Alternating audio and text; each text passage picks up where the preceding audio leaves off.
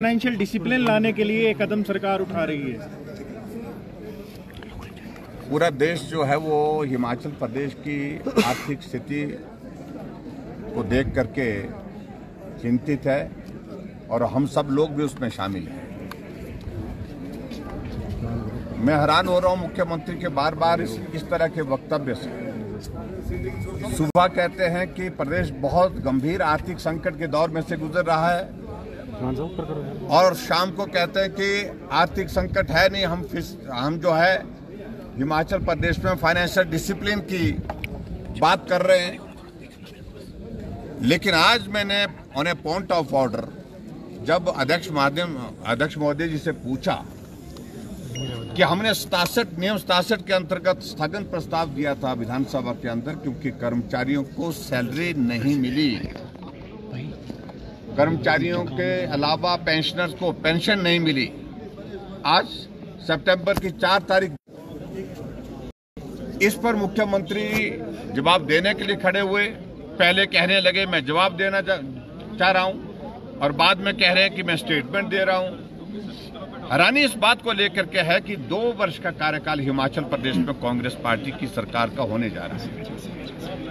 अभी भी जो भी जहां इनकी विफलता होती है, नाकामयाबी होती है, वहां दोष पूर्व सरकार को दिया जाता है और केंद्र सरकार को दिया जाता है। हमारे समय में भी इस तरह से हालात बहुत ज्यादा ऐसे नहीं थे कि आर्थिक दृष्टि से हिमाचल बहुत मजबूत था, लेकिन फिर भी हमने उस जिम्मेवारी को समझा और उस जिम्मेवारी का निर्वहन किया। बतौर मुख्यमंत्री, बतौर फाइनेंस मिनिस्टर हमने समय पर सैलरी दी, समय पर पेंशन दी और डीए की किस्तें जारी की। एरियर्स थे वो पेंडिंग, उसमें बहुत सारी राशि दी। पेंशन जो भोगी हैं उनके बिल बहुत सारे पेंडिंग थे, कर्मचारियों के जो हॉस्पिटल के जो रिम्बर्समेंट के वो भी पेमेंट की। लेकिन आज की तारीख में हम सिर्फ इतना ही जानना चाहते थे मुख्यमंत्री से कि आप तारीख तो तय कर दीजिए कि किस तारीख को, क्योंकि कर्मचारी रोजाना अपने मोबाइल पर मैसेज देख रहा है। पेंशन वो भी मोबाइल पर देख रहा है, मैसेज आया कि नहीं आया, पेंशन आई कि नहीं आई, सैलरी आई कि नहीं आई। तो उसके लिए तारीख निर्धारित कर दो। आज मुख्यमंत्री ने कहा कि हम 5 तारीख तक सैलरी देने की स्थिति में नहीं है। ये स्थिति प्रदेश के सामने स्पष्ट होनी चाहिए। इसका मतलब है हिमाचल प्रदेश का आर्थिक संकट के दौर में से गुजर रहा है, जिसको मुख्यमंत्री स्वीकार क्यों नहीं कर रहे हैं। विकास के तमाम सारे कार्य बंद कर दिए और जितनी जनहित की योजनाएं थी उन सबको बंद कर दिया। पेंशनर्स और कर्मचारियों को सैलरी आज की तारीख में इस प्रकार के जो हालात बने, निश्चित रूप से ये चिंता का विषय है और पूरे देश भर में हिमाचल प्रदेश की आर्थिक स्थिति खराब है। इस बात को लेकर के इतनी गंभीर चर्चा चली हुई है। पूरा देश पूछ रहा है कि आखिरकार हिमाचल प्रदेश में 2 साल की सरकार, कांग्रेस पार्टी की सरकार ने आखिरकार ऐसा क्या किया।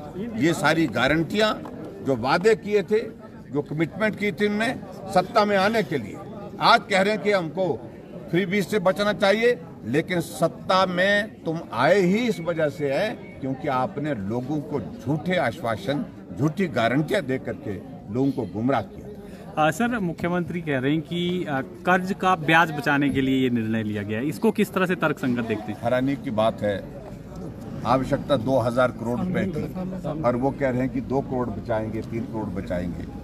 ठीक है, वो भी बचाएं, उसमें हमें कोई आपत्ति नहीं है, वो उनको करना चाहिए। ये हमने भी की है ऐसी चीज़ें, और ख़ासतौर से जो ब्याज की लाइबिलिटीज, इस प्रकार की फाइनेंशियल लाइबिलिटीज उनको करने के लिए।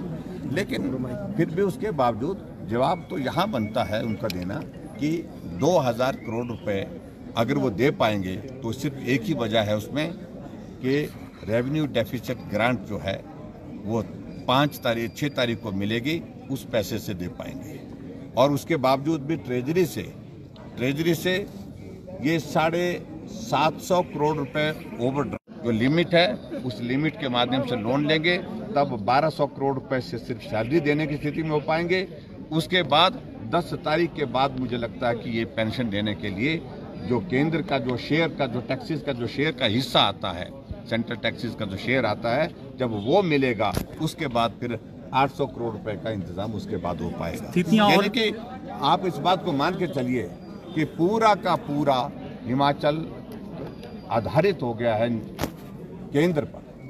केंद्र का आरडीजी का पैसा है, रेवेन्यू डेफिसिट ग्रांट का पैसा आएगा तो सैलरी दे पाएंगे, और केंद्र से सेंट्रल टैक्सेस का शेयर आएगा तो जाकर के जो है पेंशन देगी। ये स्थिति भविष्य में लग रहा है कि और भी घेरा सकता है मुझे संकट। लगता है कि बहुत गंभीरता की ओर बढ़ रहा है, ये चिंता का विषय है। और सर फ्रीबीज को इसका रीजन मानते हैं क्या? फ्रीबी इसका एक बहुत बड़ा कारण है, बहुत बड़ा कारण। सर, जो जगत सिंह नेगी ने जो एक कंगना रनावत पे टिप्पणी की है, उसको लेकर आप क्या कहेंगे? देखिए, जगत सिंह नेगी जी के बारे में क्या बोले, वो ऐसे व्यक्ति हैं जो कुछ भी बोलते हैं, कहीं भी बोलते हैं। उनको आदत पड़ गई है कि ऐसी टिप्पणी करने जिस टिप्पणी से खबर बन सके, और मैं समझता हूँ कि बहुत ही दुर्भाग्यपूर्ण टिप्पणी उन्होंने की है।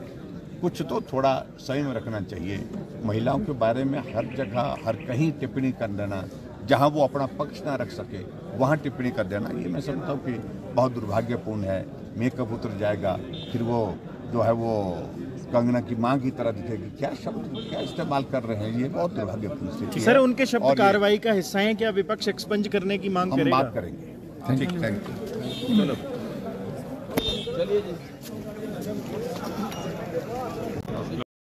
सर, विपक्ष